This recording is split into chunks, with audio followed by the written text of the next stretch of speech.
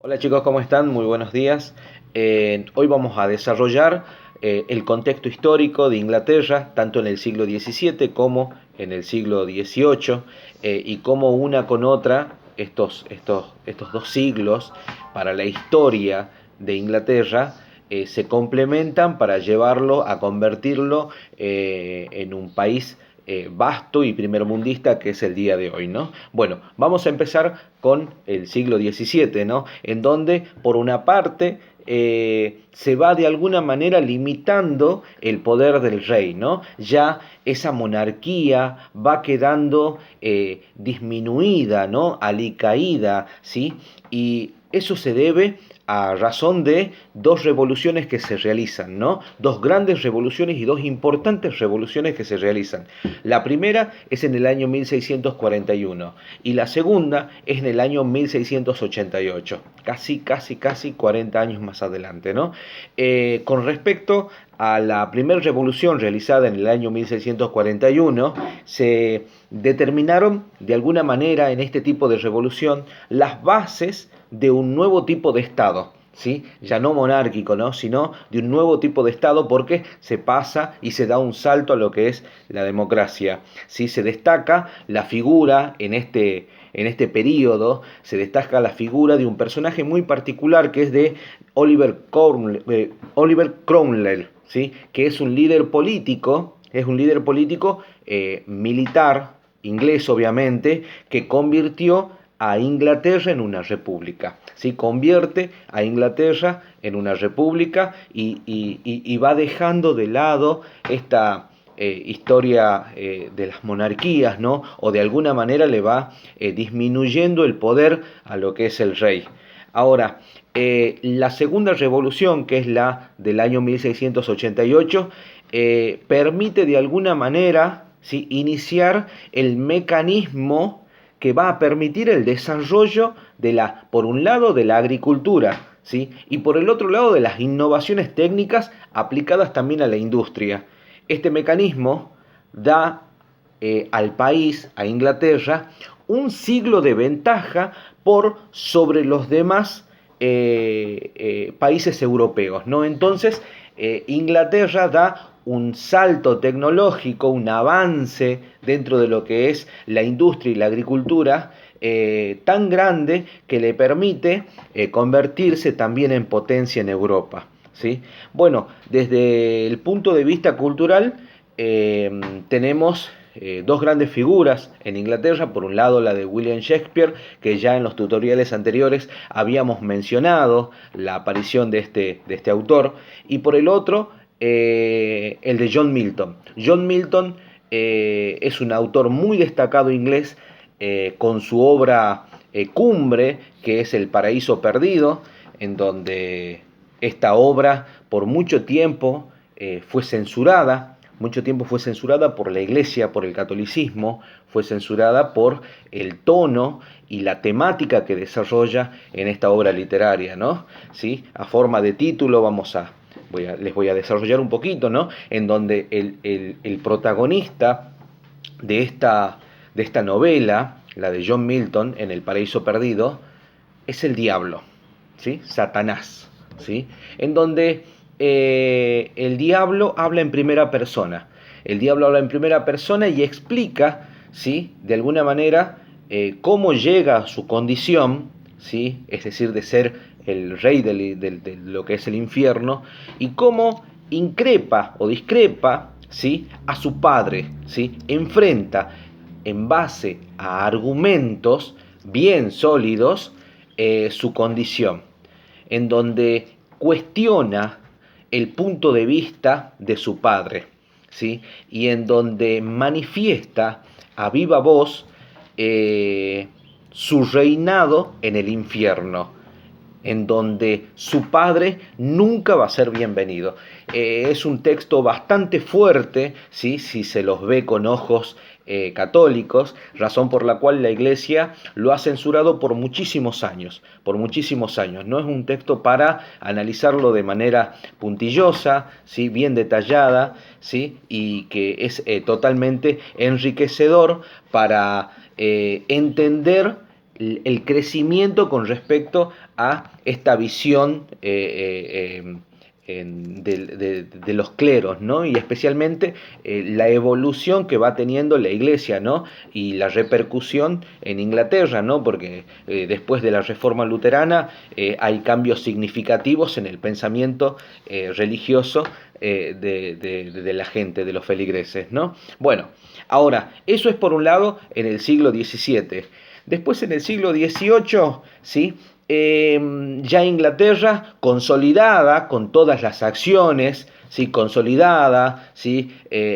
Con todas las inversiones, con todas las actividades que pudo llevar a cabo en el siglo anterior, ya dominaban completamente los mares, ¿no? ¿Sí? Gozaban de un gran crecimiento económico totalmente extraordinario, ¿sí? Totalmente extraordinario, ya que los acontecimientos surgidos en el siglo anterior, es decir, en el siglo XVII, más el desarrollo mercantil y financiero que está teniendo en el siglo XVIII, contribuyen, ¿sí? De alguna manera a la maduración de un importante grupo social, ¿sí? Y aquí estamos hablando de un nuevo grupo social, ¿sí? Dentro de la sociedad inglesa, que es el burgués, ¿sí? Aquel que en base al trabajo, ¿sí? En base al ahorro, ¿sí? En base a buenas inversiones y en base por sobre todas las cosas a un trabajo incansable, ¿sí? Porque esta gente no dejaba de producir, no dejaba de trabajar,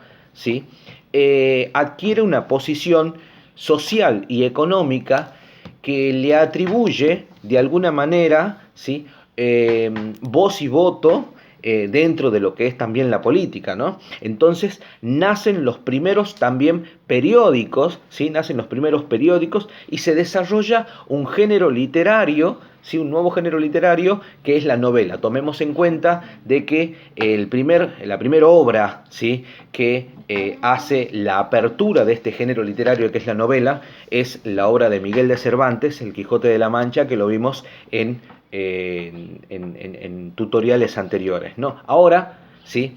Este género, ¿sí? Ya realizada la apertura por Miguel de Cervantes, otros autores, en este caso autores ingleses, empiezan a desarrollar y empiezan a navegar por este tipo de géneros literarios, ¿no? ¿Sí? A este género se dedicaron varios autores ingleses, ¿no? Por un lado tenemos a Daniel Defoe, ¿sí? A Daniel Defoe con Robinson Crusoe, ¿sí? Que es la obra que vamos a desarrollar a continuación, ¿no? Y en otro tutorial también. Por otro lado lo tenemos a Jonathan Swift, ¿sí? Con su homónima obra, con su benemérita obra que es Los viajes de Gulliver, ¿sí? Y también a Laurence Sterne, ¿sí? Que también tiene una obra muy conocida, muy representativa, ¿sí? Muy significativa, que es la de Tristán Shandy. Ahora, vamos a focalizarnos especialmente en la obra de Daniel Defoe, ¿sí? Que es la de Robinson Crusoe, ¿sí? Él escribe su obra en el año 1719, ¿sí? La obra se llama Vidas y extrañas aventuras de Robinson Crusoe, ¿sí? De York Marinero. Ahora, lo que hace el autor, Daniel Defoe, es tomar un hecho verídico, ¿sí? Que ha sucedido en la Inglaterra de ese tiempo y llevarlo, ¿sí? A la ficción dentro de una novela que él realizaba, ¿no? ¿Sí? Los argumentos que él presenta en sus obras, ¿sí? Son de que, por ejemplo, el protagonista nace en una familia de buena familia, ¿no? ¿Sí? Nace en un hogar de buena familia, es decir, de que tiene una posición económica bastante cómoda, ¿sí? No sufre de ninguna carencia, ¿sí? Lo que sí a este protagonista lo asedia mucho, ¿sí? El deseo irresistible de partir en aventura, ¿sí? En uno de sus viajes, ¿sí? El personaje se embarca hacia Guinea en busca de esclavos, ¿sí? En este buque naufraga, ¿sí? Naufraga en las bocas del río Orinoco y Robinson queda solo, absolutamente solo, en una isla, ¿sí? Totalmente solo.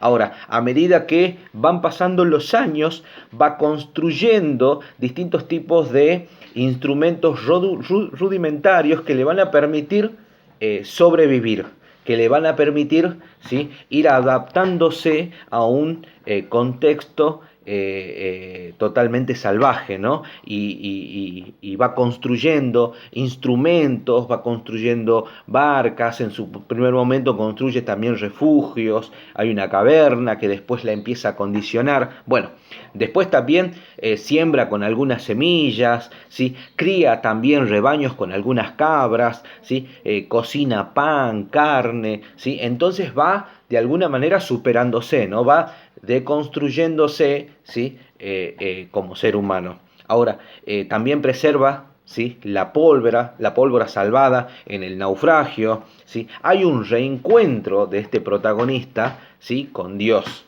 ¿sí? Hay un reencuentro ya que lo alaba por tener la suerte, ¿sí?, de estar vivo también. Un día ve una huella de un pie, ¿sí?, en la arena, y al seguirla salva a una víctima de una serie de caníbales, ¿no?, que querían matarlo, ¿sí? Al salvarlo le asigna el nombre de Viernes, ¿sí?, símbolo del buen salvaje, leal servidor de un amo blanco, ¿sí? Miren, vayan viendo también ahí las características también y la visión que tiene este tipo de protagonista. Y después de más o menos 28 años abandona el lugar y regresa él a Europa. La segunda parte de la obra, ¿sí?, de la novela, relata otros viajes que va realizando él, ¿sí?, a Oriente y a las estepas rusas, que llevan algunos incidentes y aventuras, pero el primer viaje es el que se recuerda, ¿sí?, muchísimo más por su naufragio, ¿no? Porque los otros viajes que realiza son con intenciones de comercialización y de enriquecimiento personal, ¿no? Es decir, de venta de productos y nada más, ¿sí? La historia de ambas partes están contadas por el propio Robinson Crusoe, es decir, por el protagonista, es decir, que está contada en primera persona, en donde de alguna manera introduce en la historia fragmentos de su diario también, ¿sí? Bueno, en el siguiente tutorial seguramente iremos desarrollando la obra y especialmente el protagonista con las características, ¿sí?, que lo convierten de alguna manera en un héroe. Nos estamos viendo.